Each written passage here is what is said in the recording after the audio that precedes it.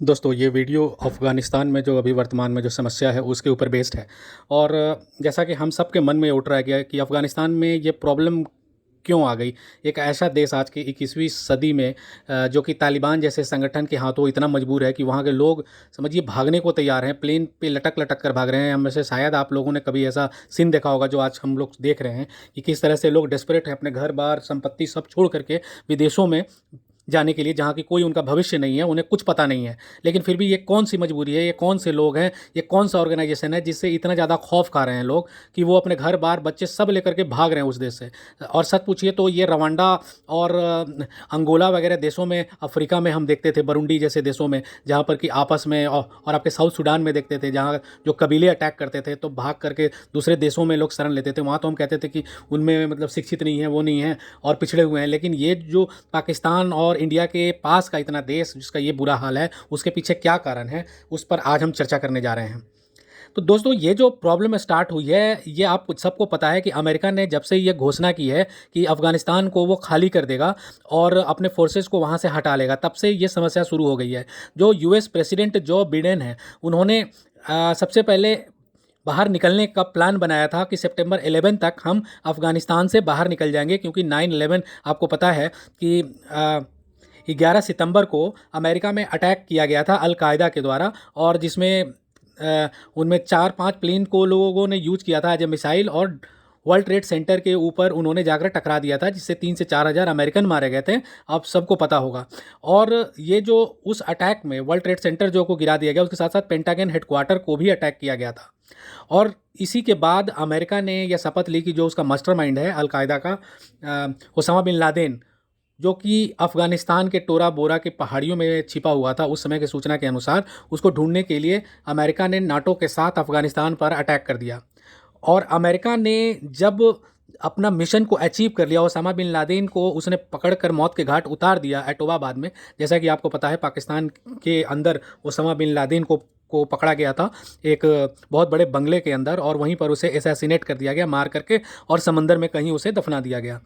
लेकिन जब ये अचीवमेंट हो गई और अफ़गानिस्तान में बरसों तक अमेरिकन फोर्सेस पड़ी रहीं, और वहाँ पर आपको पता है हामिद करज़ई जी की सरकार बनी, उसके बाद अभी अशरफ गनी जी की सरकार चल रही थी। उसके बाद तब तक लग रहा था कि मामला कुछ संभल गया है और तालिबान अब वजूद में नहीं है। लेकिन जैसे अमेरिका ने अनाउंस किया अपने वापसी का, तो इसने क्या किया है कि तालिबान जो कि शहरों से अपना बेस ख़त्म कर चुका था, जो गाँव वगैरह में महदूद था, पहाड़ियों में अपने आप को महदूद किए हुए था, अपने आप को छिपा कर रखे हुए था, उसके मोराल बूस्टिंग का काम किया, और उन्होंने वापस अफ़गान फोर्सेस पर अपना अटैक करना शुरू कर दिया।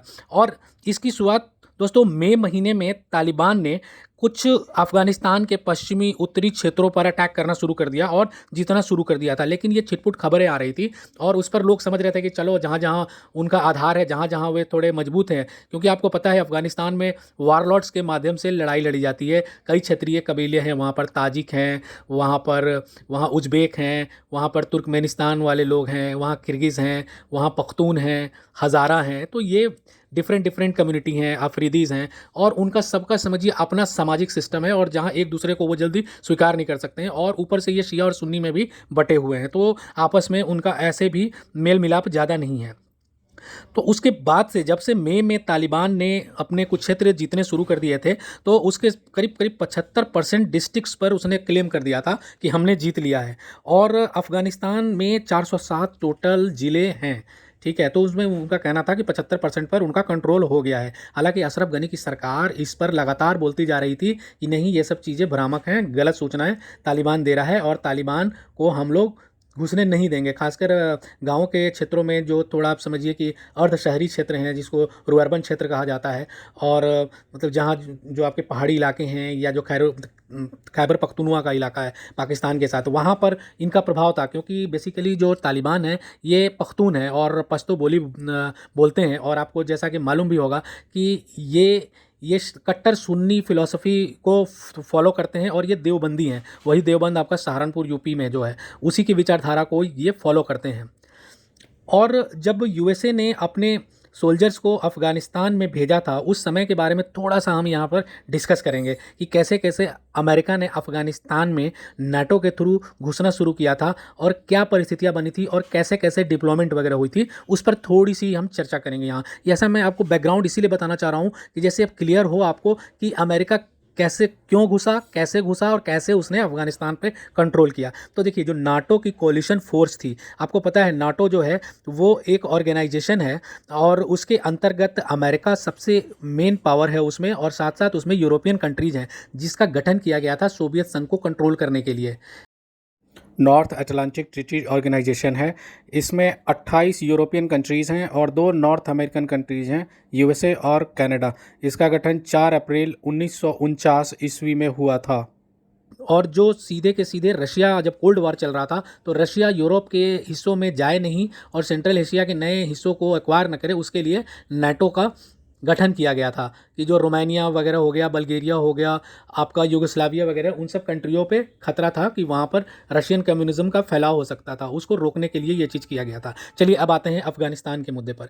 तो नाटो जो थी उसने ISAF यानी इंटरनेशनल सिक्योरिटी असिस्टेंस फोर्स के रूप में काम किया, और ये मानकर चलिए कि 2006 से उन्होंने मेन अफगानिस्तान में जा करके अपना कंट्रोल शुरू किया। तो इसमें जो कंट्रीज़ थे 2006 में, उसमें थे ब्रिटेन, नीदरलैंड, ऑस्ट्रेलिया और कनाडा। उसमें ब्रिटेन जो था उसने हेलमंद प्रोविंस में अपने सैनिकों को रखा और उस एरिया को कंट्रोल किया, और नीदरलैंड, ऑस्ट्रेलिया और कनाडा थे, उन्होंने ओर्जुगा और कंधार प्रोविंस में अपने सैनिकों को रखा और उस एरिया को कंट्रोल किया। और यूएसए की करीब करीब 2200 ट्रुप्स थे, उन्होंने जाबुल प्रोविंस को कंट्रोल किया। देखिए, ये काबुल भी एक वहाँ की राजधानी है और एक वहाँ एक क्षेत्र है उसका नाम है जाबुल, ठीक है, तो काबुल से कंफ्यूज मत कीजिएगा। अब 2007 में आते हैं। 2007 में ऑस्ट्रेलिया, जो कि नाटो का एक अंग है, उसने नीदरलैंड के साथ ओर्जोगान प्रोविंस को संभाल कर रखा। कनाडा ने कंधार में अपने सैनिकों को रखा और डेनमार्क ने हेलमंद प्रोविंस पर अपना प्रभाव रखा। और एस्टोनिया भी एक बहुत कम संख्या में, एस्टोनिया आपको पता है यूरोप का एक कंट्री है,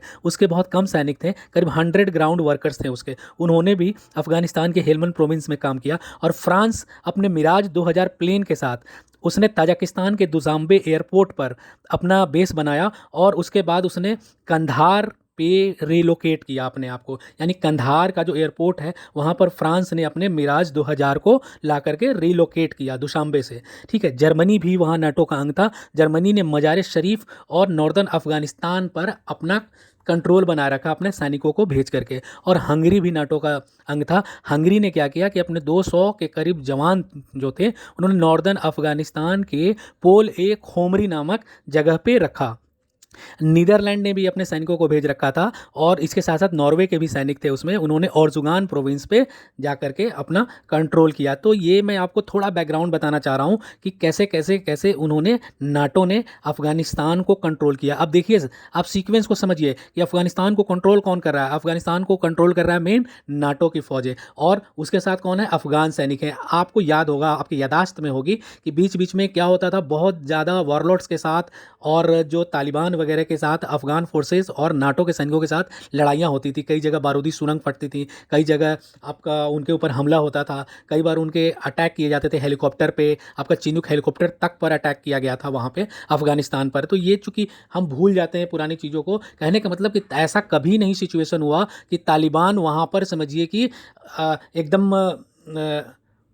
ताकत विहीन कह लें आपकी, तो उसके पास ताकत नहीं था, पूरा का पूरा ले ऑफ हो गया, वहाँ से ख़त्म हो गया अफगानिस्तान से, ऐसा कभी था ही नहीं। बस वो जो हाइबरनेशन होता है ना, जैसे आपने पढ़ा होगा बायोलॉजी में कि मेढक वगैरह हाइबरनेशन में चले जाते हैं जाड़े के दिनों में, या आपके छिपकली वगैरह हो गए जो जो आपके रेप्टाइल्स होते हैं सरीसृप, वो क्या करते हैं कुछ दिन के लिए इनएक्टिव हो जाते हैं और बाद में जब उनके लिए फेवरेबल कंडीशन आती है, जब उनके लिए अनुकूल वातावरण आता है, तो वो आकर के अचानक से रैम्पेज फैला देते हैं, हमला कर देते हैं। ठीक यही चीज़ हुआ है। अब देखिए 9/11 पर हम आते हैं फिर से, सितंबर 11 यानी 2001 में अटैक होता है, ठीक है। उसके बाद अमेरिका क्या करता है कि ऑपरेशन इंड्यूरिंग फ्रीडम चलाता है अफगानिस्तान के ऊपर, जिसको कि OEF नाम दिया गया है। और यह जो ऑपरेशन था इंड्यूरिंग फ्रीडम, यह 2001 में अमेरिका चलाता है अफगानिस्तान में और 2014 तक चलता है ये। और जो ऑपरेशन इंड्यूरिंग फ्रीडम है और ISAF, जिसके बारे में मैंने आपको पहले बताया, दोनों जो होती हैं मिल करके ऑपरेशन चलाती हैं, और यूएसए जो है दोनों में हिस्सा लेता है। OEF का भी अंग था वो और ISAF का भी अंग था वो। और ऑपरेशन फ्रीडम सेंटिनेल भी चलाया जाता है इसके बाद, यानी पहले ऑपरेशन इंड्यूरिंग फ्रीडम चला, उसके बाद ऑपरेशन फ्रीडम सेंटिनेल चला 2015 से लेकर अभी तक। तो इसके बाद इसको आप कह सकते हैं कि दो पार्ट में, जो अफगानिस्तान में जो नाटो की फौजें और अमेरिकन फौजें हैं उसको दो पार्ट में हम बांट सकते हैं। पहला फेज जो हुआ है 7 अक्टूबर से लेकर 28 दिसंबर 2014 का फेज, और दूसरा फेज हुआ है 1 जनवरी 2015 से अभी तक का, यानी 7 अक्टूबर 2007 से लेकर के 28 दिसंबर 2014 और 1 जनवरी 2015 से लेकर अभी तक, ठीक है, यानी दो फेज में बटा। एक ऑपरेशन इंड्यूरिंग फ्रीडम वाला जो फेज था और दूसरा जो था वो ऑपरेशन फ्रीडम सेंटिनल, ठीक है, इसको आप याद रखिएगा। अब आते हैं इसमें होता क्या है कि अब थोड़ा सा मैं आपको ले जाता हूँ तालिबान के फॉर्मेशन के बारे में। तो होता यह है कि decline of Islamic Emirates of Afghanistan, ठीक है, तो इसका एस्टेब्लिशमेंट जो होता है 1996 में होता है, जब काबुल का पतन हो गया था और प्रेसिडेंट नजीबुल्लाह को तालिबान ने पकड़ करके और लैंप पोस्ट में टांग करके उनको फांसी पर चढ़ा दिया था, आपको अगर याद होगा, सितंबर 1996 में। और उसके बाद क्या होता है, पाकिस्तान और यूनाइटेड अरब एमिरेट्स ने सबसे पहले रिकॉग्नाइज किया किसको, तालिबान को। तो आप इस क्रोनोलॉजी को समझिए आप कि पाकिस्तान और पाकिस्तान और यूनाइटेड अरब एमिरेट्स ने सबसे पहले रिकॉग्नाइज किया तालिबान को। और जो आपका 9/11 में अमेरिका में जो हुआ था, तो अमेरिका ने वॉर डिक्लेयर कर दिया था किस पर, टेरर के ऊपर। और यूएसए ने ISAF फोर्स को लीड किया, और उसको हेल्प किसने किया, अब देखिए, नॉर्दर्न अलायंस फोर्स, जो अब्दुल रशीद दोस्तम का आपने नाम अभी सुना होगा, बूढ़ा शेर आ गया, वो नॉर्दर्न अलायंस फोर्स थी, जो कि आपका ताजिकिस्तान से जो बॉर्डर टच करता है अफगानिस्तान का, वहाँ पर तालिबान का पूरी तरीके से कंट्रोल नहीं हुआ था।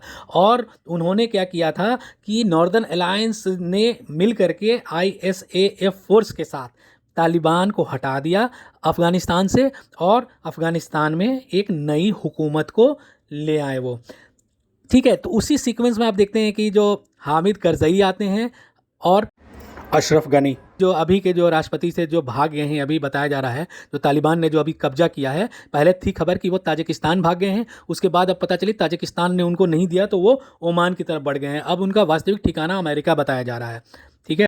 अशरफ गनी जो वर्तमान अभी प्रेसिडेंट थे बेसिकली, अब है नहीं। अब दोस्तों देखो, तालिबान जो है ना, तालिबान कभी ख़त्म नहीं हुआ था, तालिबान ऑपरेट कर रहा था। तालिबान की जो गवर्नमेंट थी वो गवर्नमेंट इन एग्जाइल थी, गवर्नमेंट इन एग्जाइल। देखिए, जैसे तिब्बत की ये भी एक गवर्नमेंट है जो धर्मशाला से चलती है, आपको पता है, जो कि गवर्नमेंट इन एग्जाइल कही जाती है।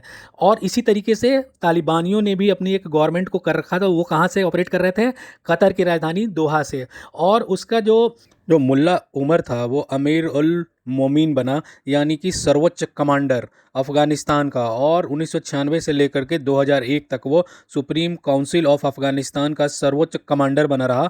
और उस समय जो पहला प्रधानमंत्री जो बने अफ़गानिस्तान का वो मोहम्मद रब्बानी थे, और अब्दुल कबीर उसके एक्टिंग प्राइम मिनिस्टर थे। और इसके बाद बुरहानुद्दीन रब्बानी वहाँ के प्रेसिडेंट बने, और उसके बाद समझिए कि 2013 तक वो फर्स्ट सुप्रीम कमांडर बने रहे मुल्ला उमर। और यही मुल्ला उमर हैं जो कि बामियान में जो बुद्धा के स्टैचूज़ को तोड़े गए थे, उसका आदेश मुल्ला उमर ने ही दिया था। और मुल्ला उमर का जन्म कंधार में हुआ था, और कंधार से ही तालिबान की समझिए कि शुरुआत मानी जाती है, उसकी जन्मस्थली मानी जाती है। और वही ये मुल्ला उमर है जिनकी एक आँख थी, हमेशा आपने इनके पिक्चर को और फोटो को देखा होगा। तालिबान चाहे दुनिया की नज़र में वो नहीं रहे, लेकिन उन्होंने गवर्नमेंट इन एग्जाइल बनाकर रखी। और यूएस और अफ़गानिस्तान जो थे, वो देखिए कि उनके बीच में संबंध कैसा था। तो इसके लिए मैं थोड़ा आपको पीछे ले जाता हूँ। अब आप सोचिए कोल्ड वॉर के बारे में, शीत युद्ध के बारे में आपने सुना होगा, जो सोवियत संघ पूरा आप समझिए एशिया और यहाँ तक कि लेकर के आपका अलास्का तक फैला हुआ था पहले, बाद में अलास्का को उन्होंने अमेरिका को सेल कर दिया। तो पूरा अप टू बेरिंग सी जो है रशिया का प्रभाव है, आपको पता है, चाइना, कोरिया के ऊपर, जापान के ऊपर से लेकर के, और सेंट्रल एशिया में भी जो CIS कंट्रीज़ हैं वो सब पहले रशिया के पार्ट थे।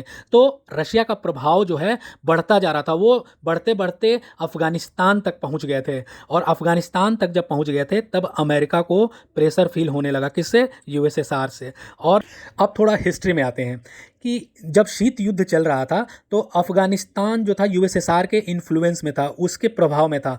और अमेरिका ने 1921 ईस्वी 26 जुलाई को, आप समझिए कि अफ़गानिस्तान को मान्यता प्रदान किया और 9 अगस्त 1919 को अफ़गान जो है उसको ब्रिटिश अथॉरिटी के द्वारा ऑफिशियली रिकॉग्नाइज किया गया। उस समय भारत में किसका शासन था? ब्रिटेन का शासन था। तो समझिए पाकिस्तान तो भारत का हिस्सा था। तो आपने ब्रिटिश अफगान वार के बारे में भी सुना होगा। तो 1919 ईस्वी में 9 अगस्त को ब्रिटेन ने ऑफिशियली रिकॉग्नाइज किया अफगानिस्तान को और उन्होंने बोला कि अफगानिस्तान अब अपने जो फॉरेन अफेयर्स हैं, जो विदेश में जो संबंध जो उसको बनाना है उसके लिए स्वतंत्र है और उस पर ब्रिटेन का नियंत्रण नहीं होगा। तो यूएस ने अपने डिप्लोमेटिक रिलेशन जो है 1935 4 मई 1935 से शुरू किया और एम्बेसी उन्होंने स्टार्ट किया 1948 5 जून 1948 को उन्होंने अपना एम्बेसी स्टार्ट किया। तो उसी समय दोस्तों एक बहुत बड़ी घटना हो जाती है। घटना ये होती है कि अमेरिका तो चला था वो करने, उसको पता नहीं था कि वहाँ पर अफगानिस्तान का माहौल कैसा। पता है आपको, अफगानिस्तान को कंट्रोल करना बहुत ही मुश्किल है क्योंकि इतिहास गवाह है कि अफगानिस्तान में विदेशी शक्तियाँ कभी उसको कंट्रोल नहीं कर पाई। वो समझिए कि एक तरह से कब्रिस्तान उसको माना जाता है विदेशी शक्तियों का, कि वो जा करके वहाँ फंस जाती है। एक तो उसका टेराइन ऐसा है, समतल जमीन तो है नहीं जैसे कि आप नॉर्थ इंडिया में देखते हैं कि कहीं कोई बैठा हो वो दिख जाएगा, लेकिन कभी भी देखिए गोरिल्ला वारफेयर होता है वो सबसे ज़्यादा जंगल और पहाड़ दो जगह मुश्किल हो जाता है। वही जो कि वियतनाम में अमेरिका को हुआ था कि वियतनाम को वो कंट्रोल नहीं कर पाया और वहाँ से समझिए हार करके एक तरह से भागना पड़ा। वही हाल अफगानिस्तान में भी हुआ। अमेरिका ने अपना एम्बेसडर तो वहाँ भेज दिया, एडोल्फ ड्यूब्स उसका नाम था। एडोल्फ ड्यूब्स वो गया तो, लेकिन 1979 14 फरवरी 1979 को एडोल्फ ड्यूब्स की हत्या कर दी जाती है। ठीक है, और इसी के परिणाम स्वरूप ये होता है कि 1989 30 जनवरी 1989 को अमेरिकन एम्बेसी को क्लोज कर दिया जाता है अफगानिस्तान में, यानी अमेरिका विरोधी शक्तियां वहां प्रभावी हो गई थीं। अब इसके पीछे सोच सकते हैं कोल्ड वॉर का टाइम था, कौन हो सकता है बताने की ज़रूरत नहीं है। अब अमेरिकन जो हैं उन्होंने क्या किया कि एक लाइजन ऑफिस खोल दिया वहाँ पे, liaison office in place of permanent आपका जो दूतावास होता है हाई कमीशन, उसके जगह पर एक लाइजन ऑफिस खोल दिया जो 2001 तक काबुल में रहा। 17 दिसंबर 2001 तक वो लाइजन ऑफिस रहा दूतावास की जगह और 2002 में अमेरिकन एम्बेसी को दोबारा खोल दिया गया। ठीक है, तो 17 जनवरी वो तारीख थी जब 2002 को अमेरिकन एम्बेसी को दोबारा खोल दिया गया और रियान क्रॉकर उन्होंने जो charge D fair and interim, वो पोस्ट का नाम था charge D affairs and interim उनका नाम था। तो रियान क्रोकर को बनाया गया, एक तरह से वो एम्बेसडर बने अफगानिस्तान के। ठीक है, तो इसमें देखिए कि 1979 24 दिसंबर को भी एक बहुत इंपॉर्टेंट चीज़ हुई थी। थोड़ा आपको हम फिर हिस्ट्री में दोबारा लेकर के जाते हैं। मैं आपको इसलिए थोड़ा थोड़ा मैं ये समझाना चाह रहा हूँ कि इस चीज़ को समझिए कि कैसे क्या हुआ। अब ये तो अमेरिका का मैंने आपको बता दिया कि अमेरिकन एम्बेसी को दोबारा वहाँ पे एक तरह से खोल दिया गया, लेकिन इसके पहले भी कुछ हुआ था। अब मैं ले जाता हूँ आपको वापस 24 दिसंबर 1979 को। सोवियत आर्मी धीरे धीरे अफगानिस्तान के अंदर घुस रही थी। अब देखिए बात समझिए, Kazakhstan, Turkmenistan, Uzbekistan, Tajikistan, Kyrgyzstan, आपका जितना ये सब स्थान वाले जो एरिया हैं वो सब के सब वो रशिया ने अपने कंट्रोल में कर दिया। इसको CIS कंट्री कहा जाता है। ठीक है, उसके बाद ये जो रशियन फोर्सेस थे, आमू रिवर पड़ती है, आप अफगानिस्तान से ऊपर जाएंगे तो आमू रिवर बेसिन पड़ती है, आमू रिवर को क्रॉस करके वो अफगानिस्तान में घुस रहे थे। उसी समय क्या होता है कि वहाँ पर जो लोग होते हैं, जो पार्टी थी वो मतलब लोकल जो पख्तूनों की पार्टी थी उसको खल्क कहते हैं, खल्क, जिसको पीपल पार्टी खल्क थी, और उनका एक बैनर था परचम, बैनर पार्टी एक थी उनकी, परचम पार्टी, जिसको बैनर इंग्लिश में कहते हैं परचम को, तो परचम पार्टी उनकी थी। लेकिन जैसे अफ़गानिस्तान के जो पख्तूनों ने सुना कि रशियंस आ रहे हैं, क्योंकि उनके दिमाग में एक चीज़ था कि रशियंस कम्युनिस्ट हैं और कम्युनिस्ट जो हैं वो रिलीजन के अगेंस्ट में होते हैं, और अफ़गानिस्तान में कौन है, कट्टर सुन्नी, कौन, देवबंदी वो भी। तो समझिए उनको लगा कि अब तो कम्युनिस्टों के कंट्रोल में देश आ जाएगा, तो वो पख्तूनों ने इसका खिलाफ अपना झंडा गाड़ दिया। और उसको सपोर्ट कौन कर रहा था, अमेरिका। उसको सपोर्ट कौन कर रहा था, पाकिस्तान।